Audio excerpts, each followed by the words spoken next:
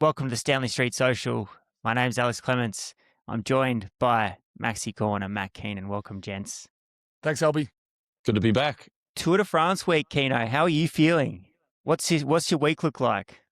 I got new glasses for it. I went and got the eyes checked, and I've gone from a 2.25 up to a 2.5. So now I'm going to be able to see who's who. I've gone for the new goggles. My week looks like I've got one more sleep in my own bed. Then I'm on the flight on Tuesday night, take off at 9:15 Melbourne time, land at 1:25 Spain time on Wednesday in Barcelona. They've only brought one Van Dijk, so the glasses just aren't necessary at this stage. I don't think.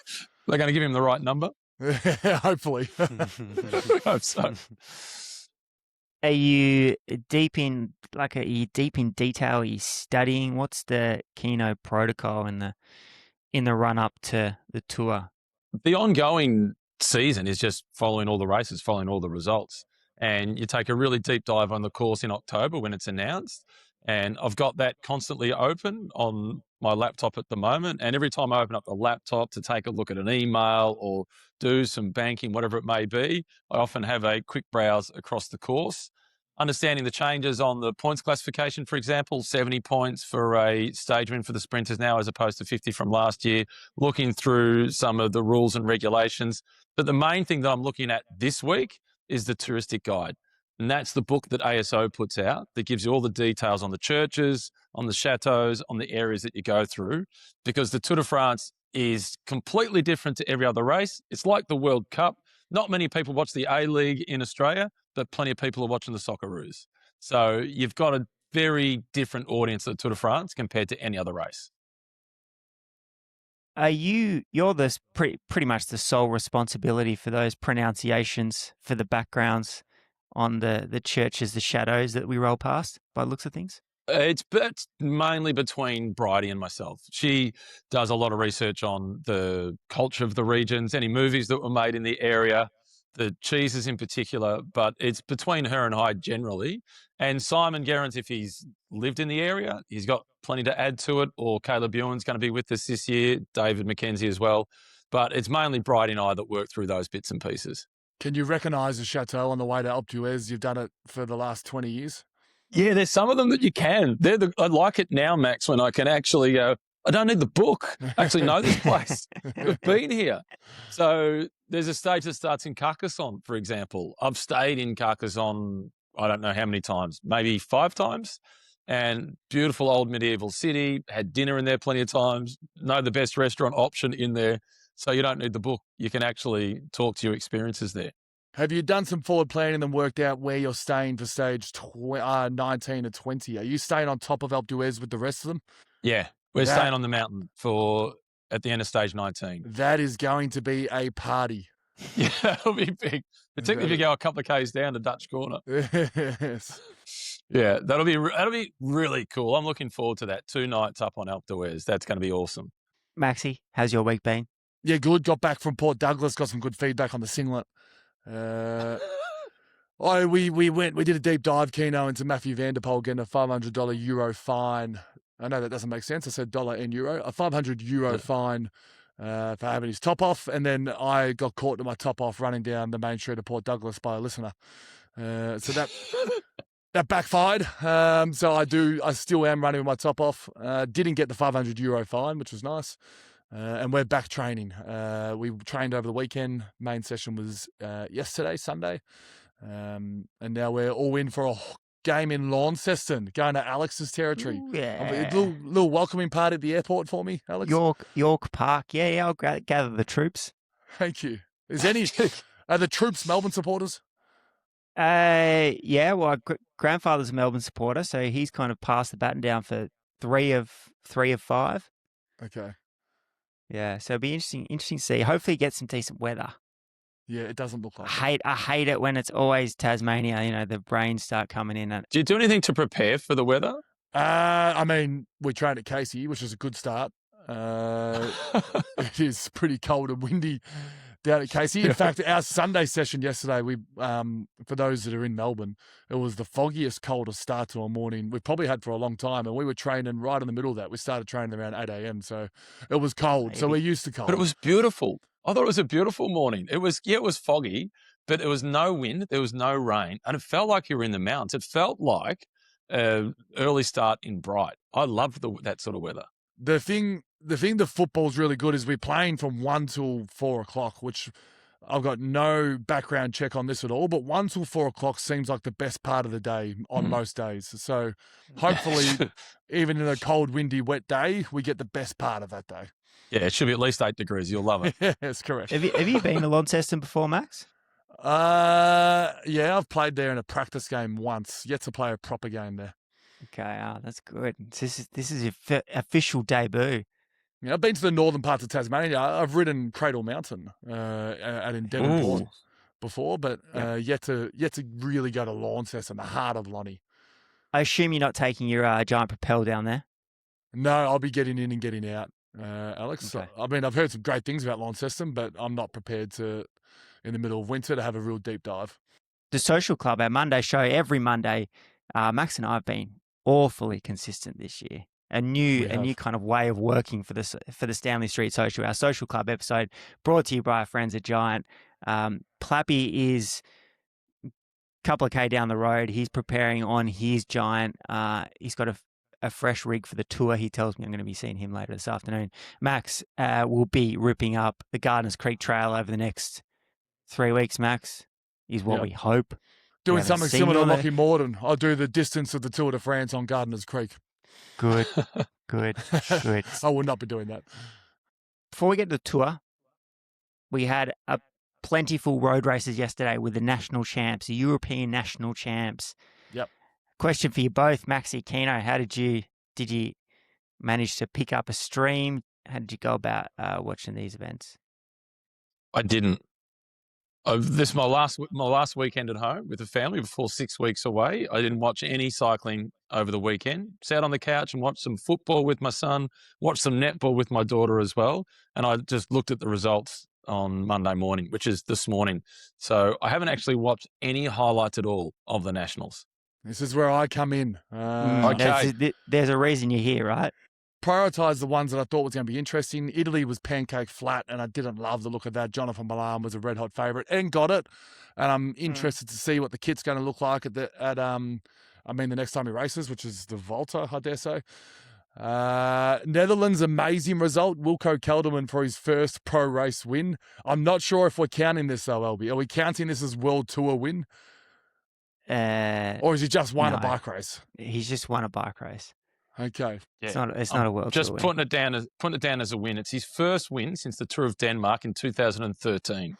This is a guy who's finished on the podium in a Grand Tour. Yeah. But these are the ones I didn't watch. It's incredible.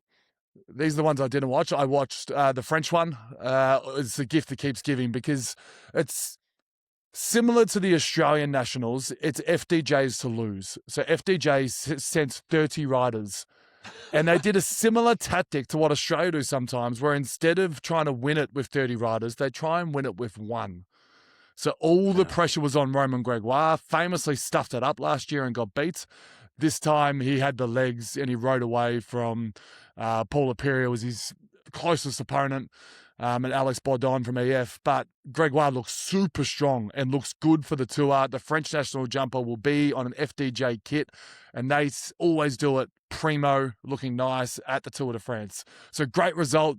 FDJ would have been nervous. They literally sent it for Romain Grégoire, but they're able to get the chocolates. And the other one that's the gift that keeps giving is the British one. So I tuned into the British one. And another guy who rarely wins. In fact, his only 2 wins are British national road races in Fred Wright. He's won it twice. Sprints is here like Matthew Brennan, but it never gets to a sprint, the Great Britain one. It always ends up crazy little finish. And Fred Wright it was a group of him, Connor Swift and Lewis Askey. Connor Swift, I thought, was potentially going to win, but ended up being in the pole position going around the last corner. So Fred had the best spot there. That was the 2 I watched. Another similar to Australian one is the Norway one. Uno X literally have half the field. They finished top 6, first, second, third, fourth, fifth, and sixth. The guy who beat Abrahamson is also on the Tour de France card in Skarsveth. He could be worth watching if he's going better than Abrahamson at this time of the year. And Magnus Cort beat Mads Pedersen. That's probably as good as a roundup you can get. Jayco got a win in Germany with Felix Engelhardt, who's going to the Tour. So that's a cool little German national jersey and no longer a Swiss national jersey on Mara Schmid. So he's back in the Jayco colours. Yeah, I like just looking at the results sheet. If I had one race that I could have picked to watch, it would have been the British one. That looked like, based on the results sheet, that was a pretty good race. And I think Felix Engelhardt, he can do something at the Tour for Jayco. He's a smoky to win a stage. They've got an interesting Jayco, one of the teams that have got their list out already. They're taking Bling, Felix, and Pascal. And it seems like they're all sort of there doing very similar things. So I wonder how that's going to work out. Yeah. That's a good point. Cal O'Brien's helping who when it comes to the sprint stage? Just on those Norwegians, Max, they didn't just they had the top 7. They also had 14 of the top 15. Crazy stuff. And if you look at the times they came in on, they all came in at 15 seconds, 39 seconds, 1:10, 1:35, 2:19. This must have, I couldn't find any footage of it, but this must have been one of the hardest races on earth. I struggled to find vision of it, and you know how much I love my Scandinavians and Uno X. I wanted to watch it more than anything. And 14th was at 6 minutes and 34 seconds. And it was Frederic Dresnes who won the stage into Milan at the Giro d'Italia. The only other thing worth noting, particularly in the individual time trials, is UAE won 4 individual time trial national championships. It just they're dialed in on their bike. Groschartner, who was a late inclusion into the Tour de France squad, he is an individual time trial champion. I forget where he's from. Is he Austrian or something? Felix Groschartner's Austrian. Yeah, so he's won the Austrian. Jan Christian's on fire, not at the Tour, I don't think. Morgado. So they're winning races, UAE, everywhere on the TT bike. They had a great weekend. Geez, they got a strong team for the Tour. Unbelievably strong team. Yeah. The only other thing I noted, Keno, is from this weekend is how good the Australian Nationals is. Yeah, what makes you say that? Obviously, there's some exceptions, like the Wilco Kelderman crossing the line, it's packed. The Belgie's packed. But the majority of them, like, they're pretty small. They look like club races. Yeah, they look like the Sheffield Shield. They look like Sheffield Shield cricket. Exactly. I've never been to Perth, but from recollection of Buninyong, and you saw the crowds that they used to be able to build at that race, like the Australian there's something in the Australian Nationals, and especially it's kicking off. We were talking to Bass on last Thursday, podcast coming out this week. He said, Maxie, his first race of the year that he watches every year is the Australian Road Nationals. Australian Nationals is second to Colombia. Colombia absolutely eats that one up, unfortunately. Yeah, I agree. Yeah, that is absolutely spot on. I love watching the highlights of that race. That is a bigger crowd than the Tour of Flanders. That's enormous. But the Aussie Nationals have done really well. The other good one to watch, actually, if you do have a bit of time and you are playing at home, is the American one. It was on a little bit earlier in the week, but Quinn Simmons was genuinely marked the whole race and was just doing Quinn Simmons things. And he's on his way to the Tour de France and always is an outlandish, extroverted national jersey outfit with his hair and his beard. He'll be looking the part. He is perfect for that national jersey for the US Stars and Stripes. He lives it proud. Yeah. Monaco national champion, Max. Victor Langolotti managed to get the win. Where do they just do laps of Monaco? He's actually in the Spanish national championship. He rocks up though, knowing that he's going to win the nationals, which must feel pretty good. Yeah, there was a few one person in the race nationals in the lower division countries that I noticed. I wonder, people just know they can't beat them, they don't rock up. Bit of interview action over the last couple of weeks. Keno, few athletes up your end. Yeah, I really enjoyed Matt Hauser. He was really good, and I liked his perspective. And one of the elements that you get from triathletes is they're not paid generally by a team, so they're not major extroverts, but they have to learn how to deal with media and represent their sponsors from a really early age, because they've got a direct relationship with the people who are paying the money, that if I get exposure, well, I'm worth more money. So they've got no safety net of dealing with a team and just getting paid. So they're generally really easy to deal with. And I've watched Matt Hauser's career for a while since seeing him at Noosa, commentating with him a little bit on some triathlons, like up at Noosa as well. He is an amazing athlete. He's a big guy too. For him to run as fast as he does off the bike at his size, he's bigger than a lot of the triathletes. I really enjoyed that interview. It was good. I liked it. Jimmy this week, Max? Did you tune in for some running chat? I did. I like Jimmy. I like his content. And in saying that, his content, running is sort of changing the game in that space, because the way you get paid these days is to do content and be someone that star racers want you at, and be able to provide results. So Jimmy's been able to do both. And in particular, he's starting to get really good results, and then mixing that with his content. And now racers want him, sponsors want him. It's different to a lot of other sports. A lot of other sports are like, make sure you're best on ground 50 games in a row before you even start looking for sponsors. That's like the old school football world, and some of the best cyclists in the world aren't putting themselves out there at all. I mean, Jonas Vingegaard's the complete opposite. But Jimmy Whelan is making it to the top a different way. It's almost a Gen Z way, and it's cool to follow. I'm following, and I thought it was a really, really good pod. You could tell you two were friends. There was a bit of chemistry in the room on that one. What I find fascinating about Jimmy is he is not an extrovert. He's not the guy that you would expect to be doing great content, which is part of his charm. That's what I like about him, because you can tell that he is slightly out of his comfort zone. He's not a natural self-promoter, but his content is really interesting. And as somebody who runs a little bit, you'll look at the numbers that he puts out, and he does like these threshold efforts, and he's doing, I don't know, he's 400 meters. He did 25 400 meter repeats at 61 seconds per 400 meters. Yeah. Pump out one of those, Max, and you're going well. He's also made me want to go live in Andorra. He sold Andorra to look like paradise. Is it paradise?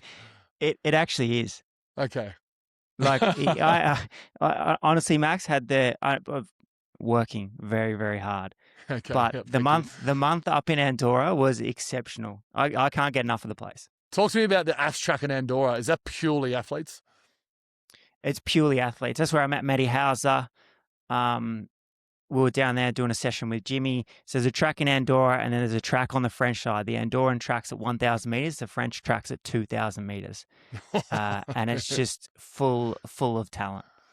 Just people doing genuine 61-second 400s on the reg. Yeah. I did not belong there. And you're also in the middle of the mountains. You look around and you've just got mountains left, right, and center. It's pretty spectacular.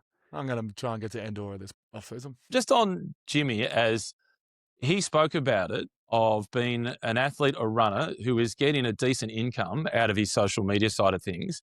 And there's a lot of other athletes that have got more runs on the board that won't be earning as much money as him.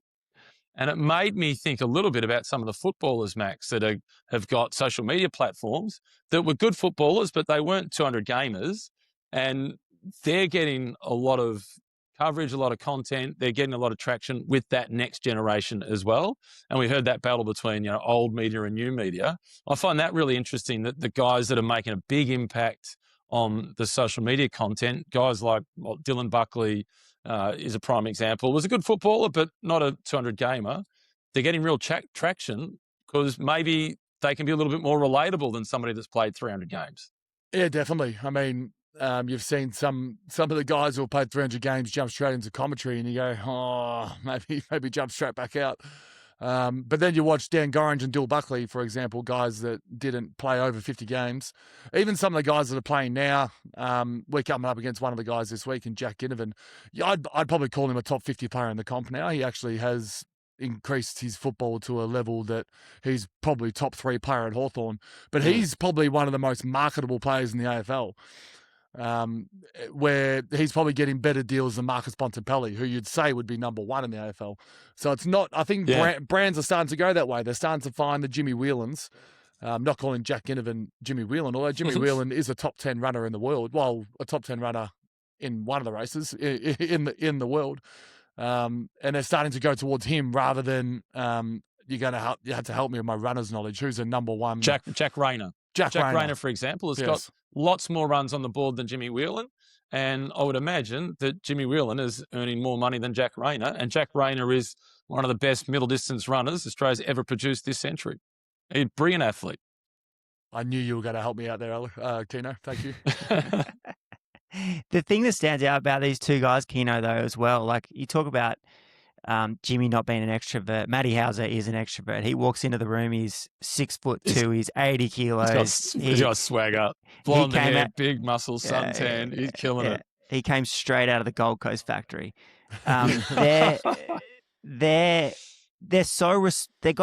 so not arrogant, but confident in the way that they operate. Because they have to be. Yeah. It's like they build their team, they build their race schedule, and their entire income is based on their ability to train and perform. There's no team. Yep. There's no real structure to it. They run their own show. Yeah, that's hard. As an athlete, that is really difficult. But there's challenges in that, and there's challenges in what Max does in being part of a team.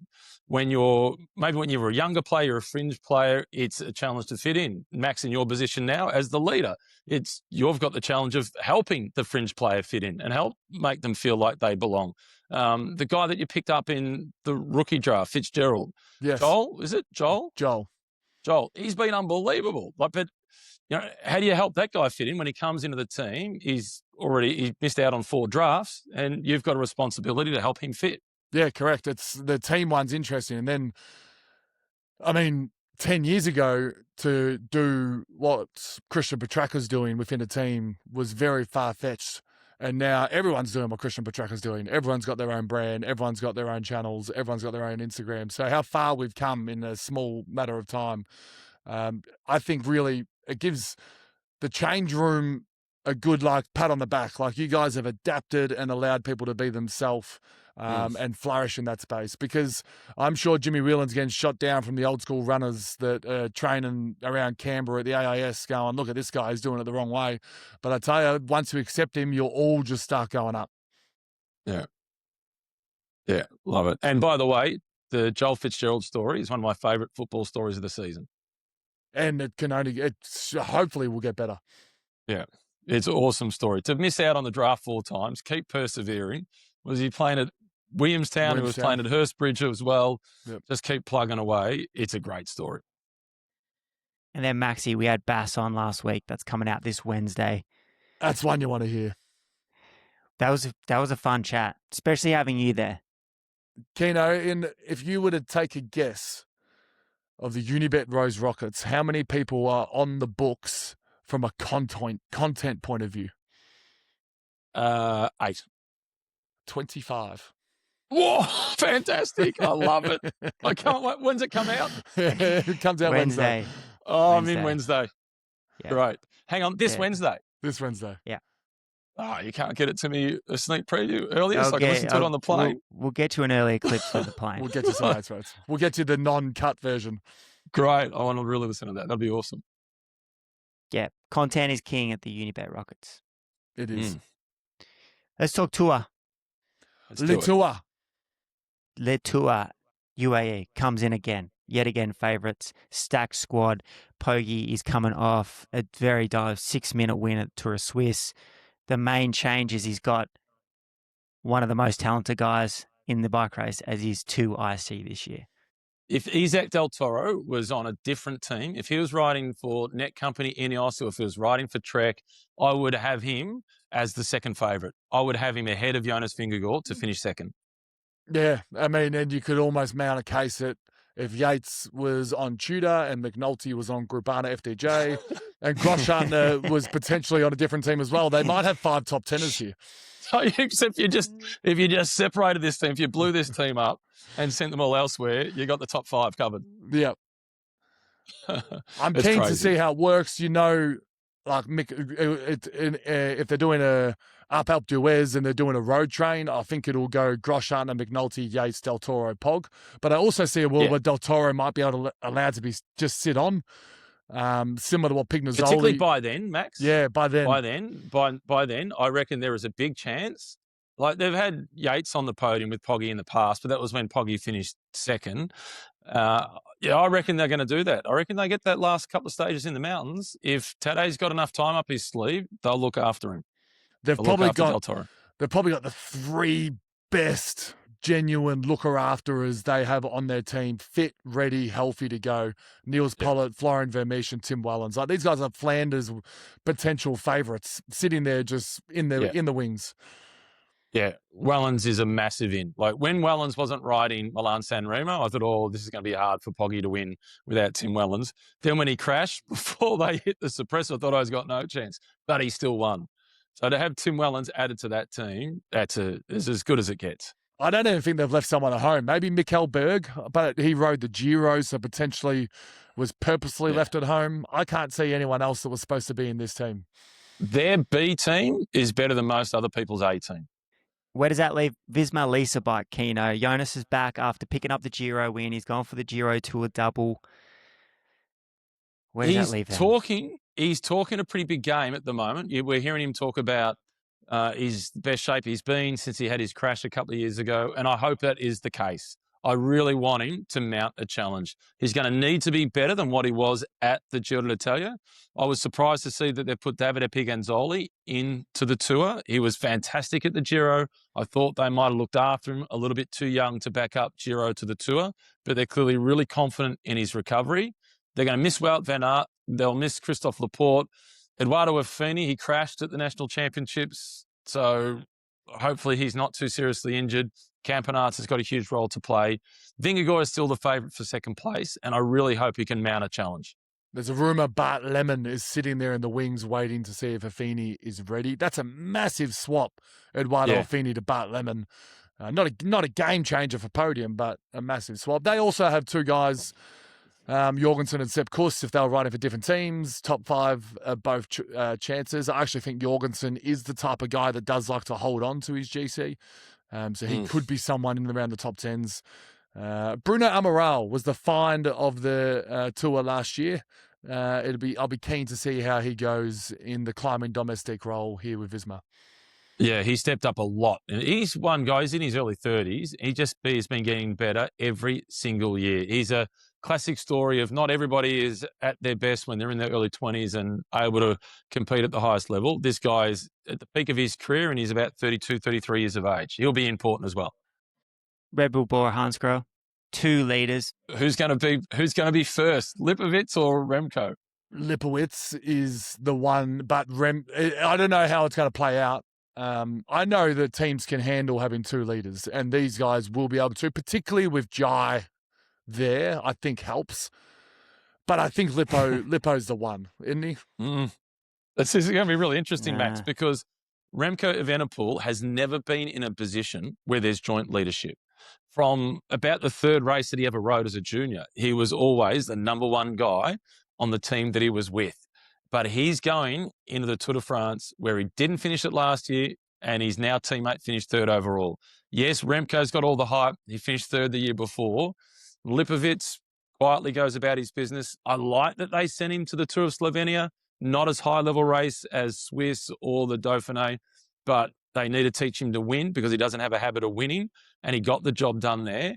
This is going to be absolutely fascinating to see how they manage it between Lipovic and Evenepoel. Still yet to win a World Tour race, Elby. Slovenia, not a World Tour race. Lipovic. That's a pretty strong point, Max. Even you just look at Remco's build-up in the way that he went about. He did his own altitude camp. He's got none of his teammates there. Even on his YouTube, you can see that he's training with other riders. He's not training with the Red Bull guys. Have you seen anyone do that before, Keno, other than injury, have a weirder prep for a Tour de France? To go 70 days essentially without racing, not through injury, is a massive, massive surprise. We have seen it before due to injury. Vingegaard had that sort of approach due to injury a couple of years ago. It's going to be fascinating to see how he goes. Nobody knows where his form is like. And when you talk to guys like Simon Gerrans, for example, had really good bunchcraft, he said that one of the challenges of having such a big break is being comfortable in the peloton again. And not being comfortable in the peloton burns nervous energy. So obviously Remco's going to have a lot of confidence in guys like Jan Tratnik and Nico Dens to be the guys around him. He's got Matteo Catania, who brought across with him from Soudal Quickstep. He's going to be his right-hand man. Tim van Dijk is going to play that role as well. So he's got the right people around him, but I can't wait to see what happens with him, because with Remco, it is either unbelievable, great result or complete bust. We haven't seen much from him that lands somewhere in the middle. Is that, I mean, I don't want to get into stage one predictions. Is that a TTT winning team there? I know they've got the best in the world, but. Yeah, it's stiff competition, isn't it? And I'm just having a look at the profile at the moment. It's only 19.6 Ks. There's quite a lot of climbing in it. It suits UAE. It's hard to see. I don't know who's going to win that one. They'll be right in it. Those big three teams will be right in it. Yeah. But it's very different from where you just look at traditionally a stacked team's time trial squad where you're looking for 4 guys to finish. It's a Pogačar kind of finale where he can drag race up with no costs of other riders having to wait for them. Yeah, so the one advantage that Visma have got in that team time trial is they're back on one horse. It's all in for Jonas Vingegaard, and they can lead him out to the last kilometre and he does his thing over the last K. Whereas at Red Bull, they're going to want to have Lipovic and Evenepoel come to the line together. They're not going to want to create gaps between those two. And across at UAE Team Emirates, they'll probably hope that Del Toro can stay with Tadej Pogačar. Whereas at Visma, it's all on the one horse. It's all on Jonas. It's gonna be. Imagine sitting in the mental mind games of Remco and Lipovic heading into that final climb. Just those two racing each other, even if they just gap them by a metre. Yeah, there's gonna be some fun team dynamics. Yeah, the dinner table that night could be good. Decathlon. Paul's rumoured to have a €13 million offer on the table. Just a little bit more hype that he needed coming into the Tour de France.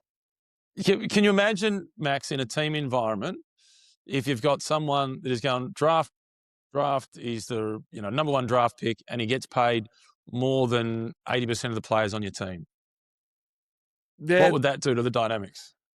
It's tough, but also if he signs with Decathlon, it's almost like a where were you moment for everyone else on Decathlon. You're like, oh, we are it. We've got the best rider in the world and he wants to stay with us. I had that feeling when Petraka and Oliver re-signed their massive contracts for Melbourne back in 2021. I was like, this is, at that time, the two best players in the comp, and they've gone, I'm staying at Melbourne for 7 years. They both did it. And it's kind of a cool moment. Obviously didn't work well for us. Hopefully it works better for Decathlon. But I don't really mind that. I think they can all stomach that Paul Seixas is a better rider, and if he's got the majority of the contract. I'm very unenthused with their with their start list that's rumoured to have to be coming. So Olev Koy, what I'm reading, is going to get the nod. He's going, which I was for. But Tish Benu is apparent. So Olev Koy and Tish Benu both have raced 3 race days for the year, and the later, none. So Tish Benu, it's 0 still. And starting the Tour de France when Paul Seixas needs every teammate he can. And in terms of climbing domestiques, what we're going to get, Rissatello, I think he's injured potentially. I think it's like the guys who are at the French national champs, Laperia and La Hoyt. Tish did ride the Tour de Suisse. So that was his first race. So he did come back for one. Yeah, and I would take him. I would put him on this team, absolutely, because of his experience. What I'm fascinated by is Olev Koy. Olev Koy is one of the best sprinters in the world. Any other team except for the ones that we've spoken about with GC favourites, UAE, Visma and Red Bull, I wouldn't take him. Decathlon, I probably wouldn't take him either if you're all in on Paul Seixas. But obviously, they're hedging their bets. They're not confident that Paul Seixas can maybe even finish 3rd or 4th or 5th overall. So they want to relieve a bit of pressure by trying to win a stage with a sprinter. And when you're 19 years of age for Paul Seixas, I actually don't mind that. It's not a bad idea because nobody's going to look to Decathlon and say, you think you can win the Tour? You control this day. They're not going to do that because this is a guy riding the Tour for the first time. So it distracts some of the media attention across to Olev Koy. If he can win a stage, it takes a bit of pressure off him. But when he's there and he can win the Tour, you're not taking a sprinter with you, no matter who it is. And I'm presuming Bowl will have to come as well. I don't think. What's the point of bringing Coy if you don't bring Bowl? Yeah, you need that lead out. Dan Hula's going to have a pretty big job to do because he's going to be massive for the team time trial. He's going to be massive looking after Paul Seixas on every other stage. He's going to be a big part of the lead out for Olaf Coy. He needs a pay rise. Dan Hula's the dude that needs a pay rise. And most importantly, followed Stanley Street Social on Instagram during the week. Did he? He did. Yeah, he's a follower. That's great. Someone must have told him. Someone must have told him that we only talk positively of Dan Hula on this podcast. Yeah. I assume he's listening now. So Dan, let's link up this week for a podcast. And rest up, please. And rest up, please. Really, the only other team. I mean, you can talk about Ineos a little bit, but the only other team really worth talking about from a GC point of view is Bahrain. They're bringing Anton Tabiri, who can TT, and Lenny Martinez. So I think Tabiri's a genuine chance to be sniffing around fifth if something goes wrong for one of these riders we talked about. You can imagine Remco pulling the pin if he's out of the if he's out of the contest. So Tabiri will be around that mark. I think he is genuinely the best of the rest, and then Ayuso from Trek. So they're sort of the two. Ayuso, I'm more interested in Ayuso. Yeah, Tony Tabiri, if he finishes fifth, huge success. I think he'll go top 10. If he can get to fifth, amazing. But the amount of money Lidl-Trek have spent on Juan Ayuso, it's a huge investment that they've got in him. They've got Matthias Skelmoser there as well, who keeps telling everybody, hey, I'm the GC leader on this team, but why do you keep employing these other guys? What did you bring Tao Gaggenhardt across for? What are you bringing Juan Ayuso in for? This will be fascinating team dynamics. And Juan Ayuso, we've seen how well he worked at UAE as a team player.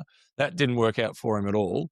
I actually hope that he is really good because every movie needs a hero and a villain. Ayuso can be the villain that everybody falls in love with. If he can challenge and be in there and get under their skin a little and challenge for a top 5 finish, that'll make for an entertaining tour. I think the bosses at Lidl-Trek, in particular the bosses at Lidl, have changed a few things up in the last couple of months and shaken a few things and got rid of some people. I think that they've had a change of strategy. I reckon they're going to just try and win every single stage. Who with? Well, they got probably one of the most informed riders in the world in Maciej Vacek at the moment. Debatable. Who knows what stage he can win, but he's in form. They got Mads, probably doesn't win a bunch sprint, but there's a lot of lumpy sprints. So you got Mads going. You got Quinn Simmons who'll be in every single break with Soren Kragh Andersen. And then you got Ayuso and Skelmoser. Who knows what Skelmoser would do? Cicconi's unfortunately just pulled out, but Cicconi was going to be another lever that these guys had. I'm excited for what Lidl-Trek can bring. I reckon they dump the Ayuso thing pretty early on and they go all in on winning as many stages as they can. And if he has a dummy spit, I want the camera right there in his face so as we can get every single expression. I think they've got someone good enough to finish third on every stage. Every single, yeah, correct. But getting the win is going to be like Mads Pedersen. Unfortunately, Max, the stages that suit Mads Pedersen are perfect for Mathieu van der Poel. For Juan Ayuso, the stages that suit him, perfect for Tadej Pogačar. For Quinn Simmons, again, he's up against the likes of Van der Poel. Like, you know, they're tough guys for them to be able to beat. They're phenomenal and they can really shake it up. But if they come away with one stage win and Ayuso's top 5, that's successful for Lidl-Trek. I agree, but I just smell something. Every time Ayuso's ridden for Lidl-Trek, he's had a dialed-in 6-person team. He's had Carlos Verona. He's had the rest of the leaders, Patrick Conrad. This time, he's got none of them. I'm smelling something. Okay, I like it. And there's a lot of Danes. There's 3 Danes by the looks of it, with Soren Kragh Andersen, Skelmoser, and Mads Pedersen. And Mads Pedersen will be the boss at the dinner table. 100%. He is going to be the captain of the ship. And he was the key to Richie Porte finishing on the podium in 2020. All right, Keno, what's happening with Thomas Pidcock? Tom Pidcock is a mystery. He's right at the Vuelta last year after telling everybody that he didn't want to be at Ineos because he didn't want to ride GC and Grand Tours, changes teams, and that very season he finishes 3rd at the Vuelta. He can win some stage. He can win a stage. I hope he rides GC. So far, I've managed to squeeze about 8 guys into the top 5, but he can't make the podium. I don't see how he can make the podium, and I'd be surprised if he made the top 5. He can make the top 10, though. I mean, unfortunately, the way it started, he's probably going to be a minute and a half down after stage one. There's a chance of that too, which is not a great way to get underway. It could be a blessing for him. Just give him, just take the shackles off. Let's go hunt down some stages. Yeah, I'd love to see him out there hunting stages. I think he'd be more productive for his team if he was doing that. He could do a Ben Healy, the similar sort of performance that Ben Healy put in last year, where he won a stage, he had a stint in yellow, and he finished 10th overall. If Tom Pidcock can replicate the tour of Ben Healy from last year, huge tick. Then the last of the big GC teams, unfortunately, Oscar Onley. Yeah, out. They're scrambling. I think they were going to go with the Rodriguez, Onley, Ahrensman, and Kevin look anyway. So that you just lose Onley from that, and you've got Ahrensman, Kevin, and Rodriguez still. They're all like a 9th to 12th rider, are they not? Yeah, exactly. Yeah, and Kevin Vauquelin, he skipped the French National Championships because he was sick on the back of the Dauphiné. Rodriguez, he doesn't have that punch, that extra bit of flair to take him from a 5th to somewhere inside that. If he was a 10th place finisher, great result. Timon Ahrensman put in a really good performance at the Giro, finished 4th there. How tight is he going to be? I don't know what they're going to get out of this net company, Ineos. They'll get a stage, potentially the first one. And Dorian Godon, I mean, any stage, he can win. Mads Pedersen can win. So, do you remember the most improved awards at junior footy? Yeah. Yeah, I'm giving the most improved this year to Dorian Godon. He's a genuine sprinter now. He's awesome. He's had a great season. Maxi, we got a list of teams that can win. Yep. Do you want to just roll through the rest of them? Yeah, I've split the teams up, Keno, into what I think is relevant. Teams will be relevant and teams that won't be. But I think there could be 6 teams that split 19 of the stages. Yep. That being Alpecin with Vanderpoel and Philipsen. That being, I've said Trek, but you have a different opinion, but let's say Trek. Visma, UAE, Sadal with Tim Merlier, and Red Bull. And then the 6th team in that, this is the surprise, EF Education. They have Richard Carapaz, 3rd week Carapaz is a lock for 2 stages, and then chuck in Ben Healy, Alex Bodin. They're dangerous. They are. Yeah, they are the Moneyball team of world cycling. They are my clear tier 1 7 teams for the TDF this year. My tier 2, Bahrain, they've sent a good team. Decathlon, but unfortunately, if Paul's on GC, there's no real stage wins coming from that group. And I think Olav Koy is the 4th best sprinter here. So I can't see them. Ineos, they're in tier 2. Jayco, tier 2. They got Mauro Schmid, who could potentially win something. And then our boy Plappy. Q36.5, a tier 2 with the arrival of Pidcock. And Astana actually are sending an unbelievable team again. And they're the gift that keeps giving. Right, Astana off at your own peril. So they're the guys who could make up maybe 1 or 2 stages. The rest, I've got not winning a thing. Uno X, NSN, Tudor, Movistar, Lotto, FDJ, Picnic, Caja Rural, Total Energies, Cofidis. Okay, the way that Tudor can win a stage, and obviously I'm being incredibly biased here, is Michael Storer coughing up a whole bunch of time on GC and getting in one of those mountain breakaways. But he'll be in it with Richard Carapaz. He'll beat Carapaz. You're gonna have the rider from Ecuador. I'll go with the guy from Perth. Yeah. There's people who are going to upset me. Zimmerman can win a stage potentially for Lotto, but I doubt it. Grégoire's got the French national. I don't know what group he can get in where he beats people. He has to be extremely lucky with the dynamic of the break. Movistar will put a man in the break every single day. Rubio could win the polka dots, but I just don't think they're winning the stage. Yeah, and Seb Berwick is going to win a stage for Caja Rural. He's going to get in a break as well. Let's go. Okay. So clear tier 1, 7 teams. They'll split 19 races between them. Yeah, I think you might be right. In fact, you probably are. And the Giro played out pretty similar to that too, Max. You got 3. He's got 3 tiers, and he's got Picnic Postinel in tier 5. I can see them. They could potentially get something in the polka dots if Vandenbroek is on form, but I doubt it. I'd be surprised. Polka dots, Maxi, green jersey. What have you sectioned that out as well? Polka's a bit of a mix. Unfortunately, Ciccone and Fortunato are both not going to be there, and they are genuine like polka dot threats. So it looks like it's leaning towards Carapaz. I hope people take it on. I hope Lenny Martinez takes it on, for example. I hope Paripant for Sedal Quickstep takes it on. Stora, who was mentioned by Keno, I hope he takes it on. Benny O, I hope he takes it on. Can Jayco do a little pivot and randomly go for a polka dot one day? Like, that could be something exciting for Benny O. And then Astana, take your pick which Astana rider will go for it. Take your pick which Movistar rider will go for it. Yeah, it's got to be those riders have got to go from breakaways, and Tadej Pogačar might accidentally win the King of the Mountains classification just through winning stages in the mountains. My sentimental pick, I'd love to see Lenny Martinez win the King of the Mountains classification because his granddad won it in 1978. As of 40 minutes ago, 2 Seb Burwood confirmed on the Caja Rural team sheet. Excellent. That's exciting. Let's go. Brought out their full team sheet. Caja Rural too. In terms of team announcements, teams have been okay. Nothing special. Nothing shocking. Who do they know? But Caja Rural's emotional announcement that they're returning to the Tour de France for the first time in 39 years. Not the team, the bank. Pretty special. I didn't understand any of it. The whole thing was in Spanish, but from an emotional standpoint, they ticked the box there. It's a really historical sponsor in the sport, and there's been Aussies that have ridden on that team back in the late 80s as well when it was around. Stephen Hodge rode with that team. It's based out of Pamplona, the same town as Movistar, and it disappeared from the elite level for a long time and was just basically an amateur team for around about a decade.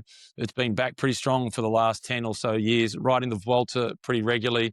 And I just like the historical element of the team. It's got a pretty strong lineup. And they had a guy that finished 14th in the Tour of Spain in the Vuelta last year, had a horrific training accident, is still in recovery, doesn't look like he's ever going to fully recover. So there's a lot of emotion in it from that perspective as well for the current management, the riders, etc., that have been around the team for the last couple of years. What it will do is it'll liven up the sprints for us because Gaviria, I dare say, will be in the start list, and Gaviria will go early and it'll be fun. He's on the start list. Yeah. He's a chance to get a yellow card.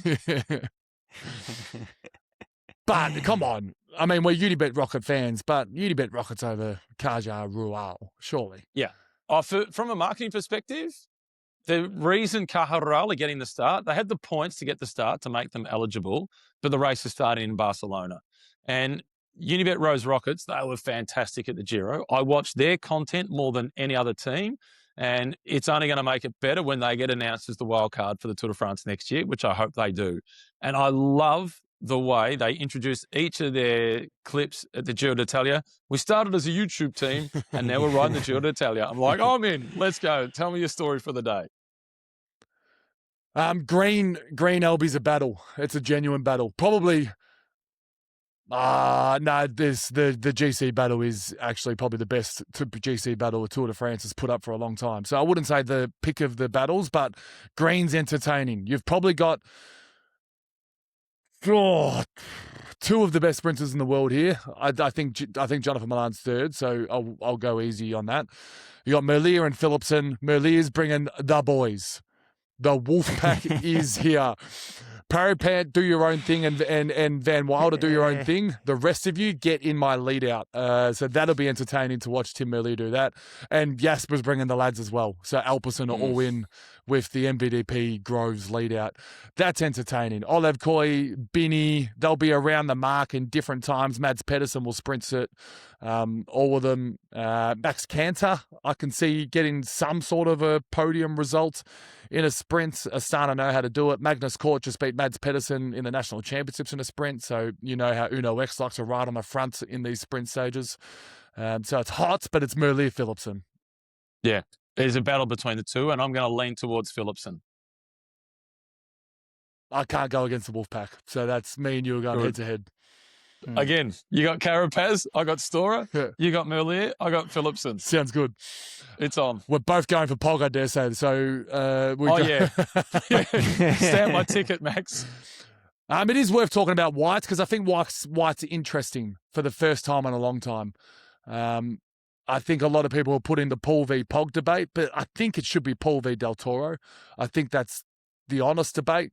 And then, not to mention, Ayuso's in this battle as well. So there's technically 3 guys going for White, and then you could... Does Tabiri qualify as well? No, I think he's out. Martinez does. Yeah. Martinez, Kevin, I think Kevin is still, and Uchterbrooks. Hey, no, Tabiri is still eligible for the white jersey. Oh, okay. Yeah. So I think White's cool. White's a cool battle. It's really entertaining. Yeah. Who you on? I'm on Del Toro. I'll take... Well, I've got... Yeah. I've got Paul slipping out of my top 5 in my overall, so I want to take Del Toro, so instead I'll take Ayuso. Okay. And those two, to see a battle between those two, given their relationship last year at UAE, yep. They were fighting for, who's the number 2 banana in this team? And it turns out it's Del Toro, and Ayuso, you're on your way. It turns out Wout van Aert just upset them all. Yeah. Keenan, you're Matthew Heyman for a second, and we're a strong Jayco podcast. What are you telling Ben O'Connor? I'm telling Ben O'Connor not worry about the GC. I liked your discussion before about the King of the Mountains jersey, and I'm lining up some stages for him to go for to get in a breakaway and try and win a stage. Jayco needs to win a stage here. Keno, you're Matthew Heyman. What are you telling Ben O'Connor pre the race? Don't worry about the general classification. Let's put that aside. You've got nothing to worry about there. We're going to lose time early. You're going to be at 15 or 20 minutes behind before we get into the mountains. Stage 6 is the first chance to take a look at it, but you might be heavily marked. Once we get to the end of the second week, start of the third week, you are getting into every breakaway you possibly can, and you're going to do what you did last year, and you're going to win a big stage. And he's good at getting in breaks. He's great at getting in breaks, and the team's going to support him. They're going to use Pascal Ackermann because Pascal Ackermann's not going to win a sprint. So when it's flat before they hit the mountains, Pascal Ackermann is going to be leading him out into breakaways. Pascal Ackermann might not even out-sprint some of his teammates in the sprint. That's true. Yeah. In terms of GC though, Max, but this is half the way that Benno's orchestrated his GC performances in the past. In terms of stringing together 3 weeks, that's not his style. His style is make up 10 minutes in the breakaway in the second week. His style's not the Ben Healy, what you're saying Tom Pidcock should do, front end their Tour de France, get into yellow early and try and hold on. His style was the complete opposite. Yeah.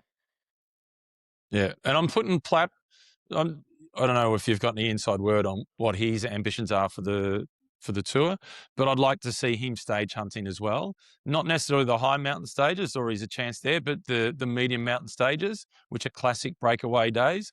Plappy's got to get into lots of moves there, and I believe he's capable of winning a stage just as he did last year at the Giro. I think what he likes to do, Plappy, and if I was his manager, I'd be encouraging this. It would be see what the level was like for 9 or 10 days, and then once you're off, then have a bit of fun. Because I think it's a good learning experience for him to try and stay on GC for just at least a week. Yeah.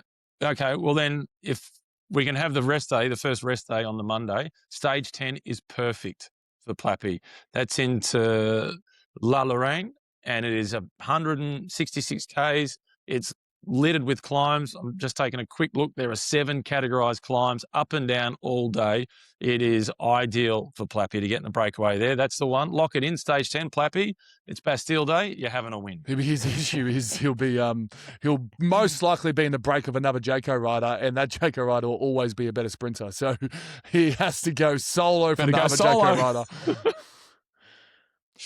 Also, just don't sleep on them for the team's time trial. They don't have the big boys that the Ineoses and the Jumbos have, but they've still got Kel O'Brien, Plappy, Durbo. They've got a bit of Aussie track prestige in that squad, and I don't mind it from if they can throw back the clock and have Aussie team energy, there could be something in their team's time trial as well. They could be leading at the split before they hit the final climb, but there's no one on that team that is going to be able to do the last climb to the finish line at the level of Pogačar or Vingegaard. It's a great point. Bling's not our climbing Pog. Yeah. We'd love to see Bling win, absolutely, but he'd be the first to concede. If he's on equal time with Tadej hitting the bottom of that last climb, he's not going to beat him. And also, Bling will probably let Pog win as well. Yeah. And then park his car at his garage. I've got one more category of riders that I just want to talk about before we get into our GC tips. Are we an explicit podcast? Are we allowed to swear? Yeah, it's the joy of podcasting. You do whatever you want. This category I've called Fuck Yeah. And it's the riders that I'm so happy are turning up to the Tour de France because of what the entertainment they can bring. I think these guys are the best ride, minus the GC guys. So this doesn't involve any GC guys. MVDP's coming, Pedersen's coming, Vacek's coming, Plapp's coming, Frigo. I reckon Frigo is a genuine rider for NSM. Van Edveld in form, Van Giels in form, Pidcock's coming, Plumers in form, Ryan the National Championship, Abrahamson's coming, Maro Schmid, Simmons National Champion, Grégoire, Ben Healy, Badon. That is, if they all get in a break, I'm watching that stage, and it's become my most favourite stage of the year.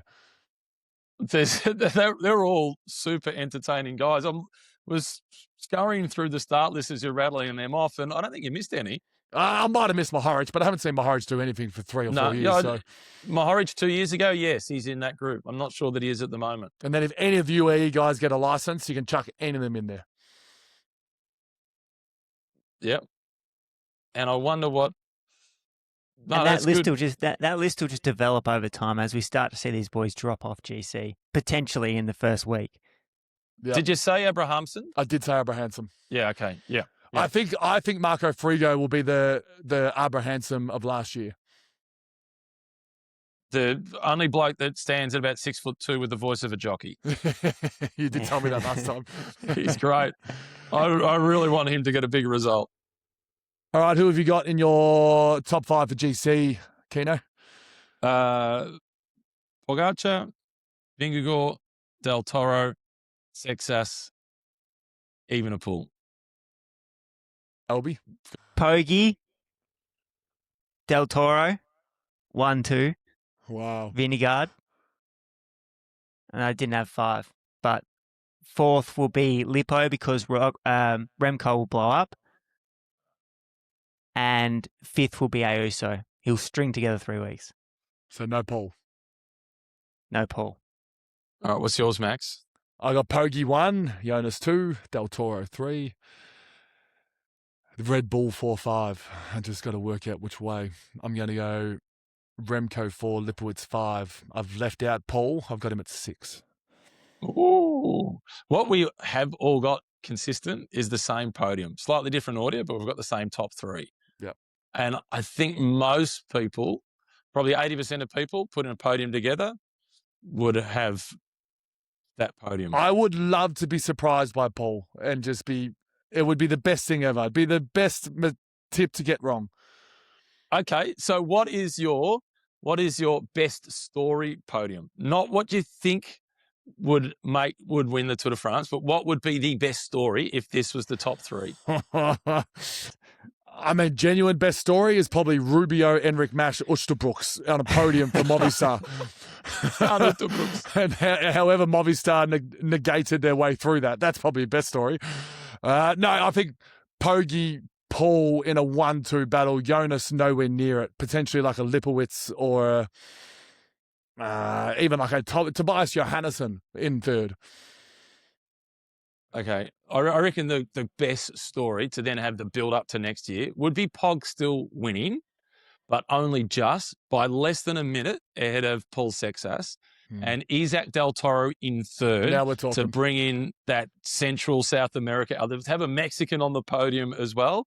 And then you've got it set up for the next big rivalry of Paul Seixas versus Isaac Del Toro. There's about 2 years age gap between them. And then we've got the head-to-head for the next 10 years organised. 2.5 days in Barcelona, is that right? First 2 stages are basically in the same part of Barcelona in the city. Then they start riding north of France on the 3rd day. The other features is the double Alpe d'Huez stage 19 to 20. Keno, is it back to the normal finish in Paris? Not quite. So they're still going up the hill that they used last year, but there's a bigger loop after the hill. So there's more time to try and recover before you get back to the finish line. So it includes the climb that they had from last year, but it is longer from the top of the climb to get back to the finish. So the sprinters have more of a chance to be able to recover and get back on and win on the Champs-Élysées. The iconic photos of last year were incredible in and around that cobbled stuff. It was one of the best stages of the race. Yeah.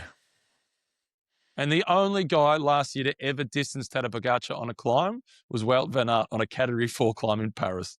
The only guy last season to drop Tadej. And every time Wout van Aert wins, it just brings a tear to the eye. There's something about it, isn't there? Oh, he's hard not to like. It's such a shame he's not going to be there. All right, I gave you guys a little bit of homework on my top 5 this week to finish off last year's top 5, Keno. You commented on it. Yeah, you weren't over the moon with the top 5. It was the top 5 cycling formats. What was the top 5? Top 5 cycling formats. I had track at 5, mountain bike at 4, cyclocross at 3. Oh, yes. Gravel at 2, road at 1. Yeah, the gravel reminded me of the Carlton marketing department when we had They Know We're Coming. We still haven't recovered from that one. I've gone back and watched all 5 of these in highlights on YouTube, and I think I've overestimated gravel. I apologise. Yeah. I'm backing it from one race that I saw Wout van Aert do with a bunch of amateurs. Mm-hmm. I think cyclocross is more entertaining, so I apologise. It is. Well done. Good decision. So I can go back on my word. Anyway, my top 5 for this week is my top 5 current Australian riders in the peloton, in the male peloton. This is like, it's not the best rider for Palmares. It's a mixture of this formula, Keno. So Aussie riders that have a good Palmares, they're in good form, they're a bloody great teammate, and I'd love to have a beer with. I like it. That's a good category. So it's in that mix. That's the formula, okay? Okay. Points allocated evenly to potential and how good they would be to have a pint with. Yeah, I'll give you some time, Keno. I'll go first, and Alex. Can I just talk about our friends at Pillar Performance first? Yes, you can. Sorry. If the top 5, as always, they've been with Max since episode 2 of his top 5. Our friends at Pillar Performance. If you do need some new sports nutrition and you are a first-time buyer, Stanley 15 at checkout will get you 15% off for all the best nutrition products you need in Australia. Strong bias to Palmares and form, but teammate and beer just comes into it a little bit, okay? So in 5th, purely because of how he's been riding at the Tour de France last year, and then potentially, if he gets a start this year, which I think he will, Callum Scottson I've got at 5th. He is in almighty form. Horrible Palmares. Yes. So apologies. That's where he sort of gets in without the Palmares. But he's in form, and I hope he's at this year's tour. I'm not sure if you guys have heard smoke on that. But if he is, Paul needs him. Okay. At 4, Caden Groves. He is the best sprinter in Australia. Welsford and Gilmore are probably the 2 in that conversation, but I think Groves has got it, and stage wins all over the world. Number 3, Luke Plapp. Okay. How heavily weighted is each category then? I wouldn't want to have a beer with Luke Plapp, so that's the issue that's hurt him. Tour de France. So he is probably in terms of the riders from Australia, the person that I would back my life in to get a result next. Okay. I think he's our next result. So that's why I've gone Luke Plapp at 3. Number 2, he won the TDU. I mean, you can't not go past him. Doesn't reek of beer that I want to have a beer with, so that hurt him a tiny bit, but Jay Vine is number 2. And number 1, I'm presuming we'll all have, you can't not have a Grand Tour winner at number 1, and then to back it up with a podium only weeks ago at the Giro d'Italia, and also looks like a ripping fella, is Jai Hindley. Yeah, he is a great bloke. So I've left out Benny O. And Bling with his 4 Tour de France stages didn't quite get over the line. I apologise. Sorry, Michael. He's too busy having beer with Tadej in Monaco. He's just aged a tiny bit, has he not? I apologise. I haven't seen much of him this year. He's not the next result. His Palmares is unbelievable. Probably the best in Australia. Yep. Did Tuckwell get on your special mentions too? Tuckwell special mentions. So Bling's the first special mention. He's probably 6. And to be fair, him v Groves, you could flip a coin. Right, yeah. All right. So Have have you you done? got I haven't done any preparation on this, Okay. and I didn't know about the criteria, and I can't work it out going from 5 to 1. So I'm going to have to go from 1 to 5 Okay. because I'm doing this on the fly, just as Sure. I did with my top 5 in the Tour de France. So I'm going to go at number 1, and I'm doing this predominantly CV based. Jai Hindley. Yep. To win a Grand Tour, only 2 Aussies have won a Grand Tour. That has him at number 1 for me amongst the current male professional Australian cyclists. At number 2, I'm going Michael Matthews. The length of time that he's been winning races at this level for, and he's won a green jersey at the Tour de France. So I've got Michael Matthews at 2. I'm then going to go Ben O'Connor at 3. He's won a stage in all 3 Grand Tours. He's finished 4th at the Tour. He's finished 4th at the Giro. He's finished 2nd at the Vuelta, 2nd at the World Championships. At 4 of the current riders, I am going to go Jay Vine because he has the ability to win any one-week race. If he can just stay on his bike, avoid kangaroos, stay away from his teammates on slippery descents. So I'm going to slot Jay Vine in at, that was 4, wasn't it? Yep.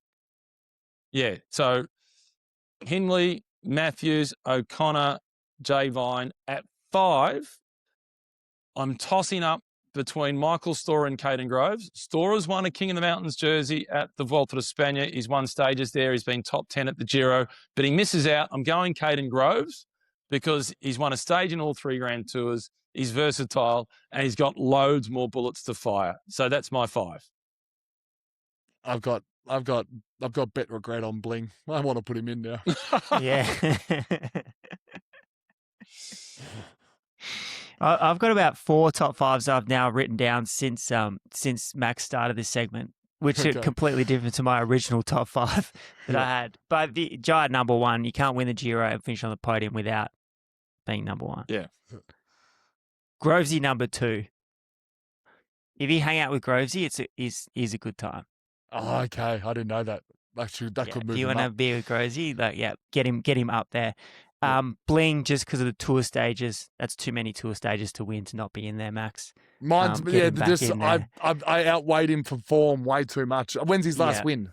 I mean, he won in Monaco. He won in Mallorca earlier this year. Sorry, so he's won this year. What am I doing?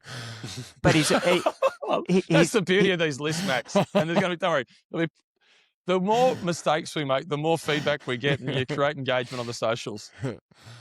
4, Luke Plapp, because he's going to win a stage of the Tour de France this year, just to go the Giro Tour double, which will be fantastic. And then I think you got to sneak Ben Owen, given his tour stages and GC performance at the Vuelta. Okay. I do like Callum Scottson at 5, though. Yeah, it's very special mention. I really do. I do like that. Thank you. Harry Sweeney could have potentially been given a mention here because he does seem like someone who would be a good teammate. But where has he been? Has anyone seen Harry Sweeney for months?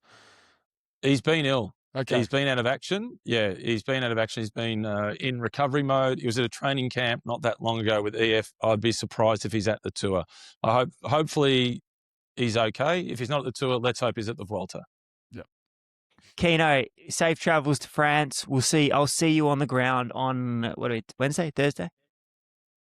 Yeah, I'll land on Wednesday, so I'll see you on Thursday. Maxie, make sure you get some sleep this week. While you can, before we start the previews.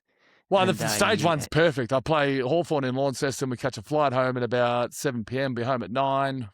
I don't think the T2T starts in Australia till about midnight. Would that be right? Yeah. So it's 5:05 local time in Barcelona, which is 5:01 Eastern Standard Time. I might just go straight to sleep, watch it in the morning, and do the pod straight away. Good luck for the rest of the season, Max. Thanks, Keno. Thanks, Keno.